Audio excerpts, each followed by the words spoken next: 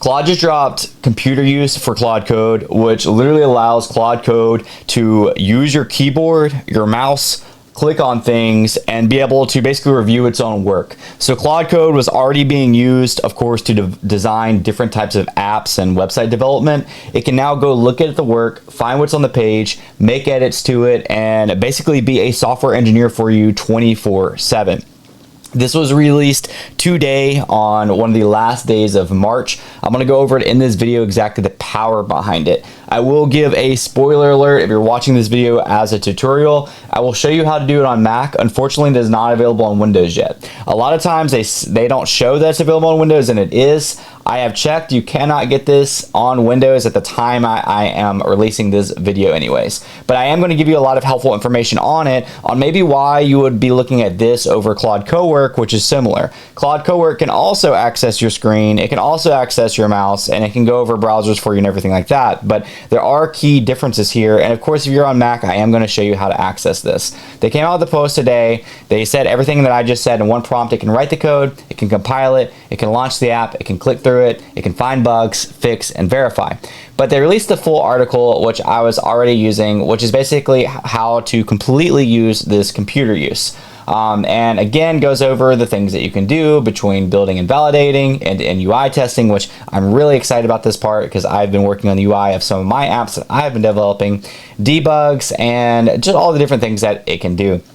And it shows you that it applies to specifically MCP servers that you have approved. And this is just a security measure. I do all of this type of autonomous stuff on a burner computer. I don't use it on my main computer that has any sensitive information on it. My burner computer has its own email and its own stuff. It's not linked to anything else that tracks back to my original, security measures. So I like just kind of letting it rip. But if you were using it on something that could be a little sensitive, basically you approve certain apps and it now has full control to be able to see, simulate, click, use your keyboard, and everything on those different types of MCPs.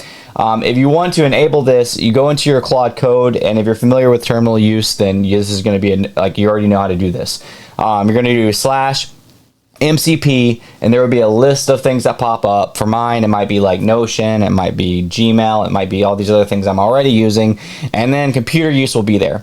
All you have to do is click enable.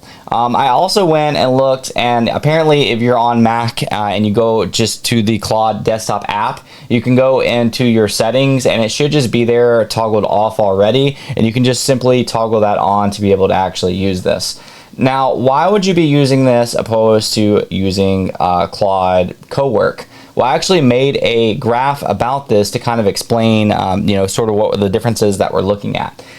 First and foremost, like using this, you're going to be doing it a lot more through your terminal. You really feel like a high-end developer, even though maybe you don't know a lot of code. And whereas Cowork is a little bit more user-friendly because you're kind of using the chat, and that limits you to what you'll be able to do. You're not going to be able to tell Cowork to go build an app that you have an idea about and test it and see if it works. It's just not going to work like that. Whereas this, with Claude Code, you can.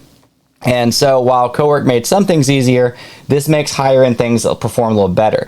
Matter of fact, this video that you're watching, more than likely, I'm going to have Claude Code completely edit the entire video for me. I'm a real person. I usually do my own editing, but I've been experimenting with getting it to edit their own video. So if you see subtitles down below, if you see some transitions, if you see some words on the screen, whatever you see in that is probably going to be Claude Code being able to use the things that I've built in it to be able to help me edit videos, to be able to help my full workflow.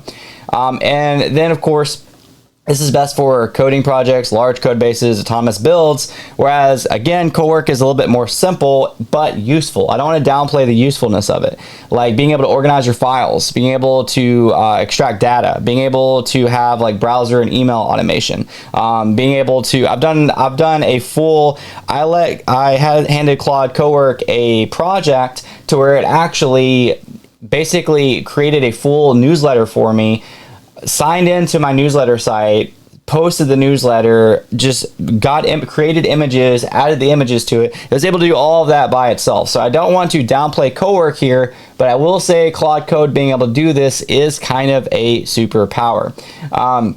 You have to run this locally from the terminal, which I kind of explained at the beginning. In any of my other videos you watch on Claude Code, we'll kind of show you how to do that. You just do the dash and then you type it in to run from your terminal. I have a lot of setup tutorials on that. Whereas again, Claude Cowork, you can just go up the Claude desktop app. The autonomy level on the Claude Code is very high.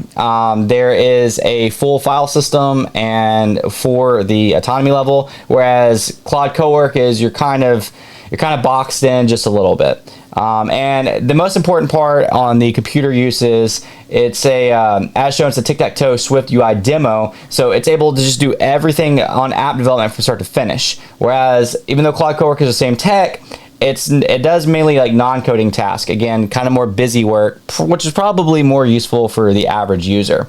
But those are just some key differences. I leave all of these sources to things that I quote in my videos. And so I'll leave this quote, or I'll leave this in the video description, which is the claude.code.clom, just to be able to kind of explain how all of this works. And it keeps on going into like just fully previewing the computer use. Again, differences from the desktop app, the CLI and desktop surfaces share the same computer use engine. A few desktop specific controls aren't in the CLI yet. And it shows you how to enable, which I went over earlier. So if you enable through desktop, again, it's settings, desktop app, general, whereas CLI is computer use and MCP. And then it goes through the deny, the auto toggle, and the dispatch. And basically anything else you need to know is also in here, but the main thing we're talking about is computer use. And one thing that I want to stress, and that Claude stresses to you as well, is you want to sandbox this if you're using it on a computer, and that basically just means running it in an isolated environment. Some people do that via VPS, which is how I run my OpenClaw, which is basically you're accessing this computer that's not even yours. Mine's like in New York City.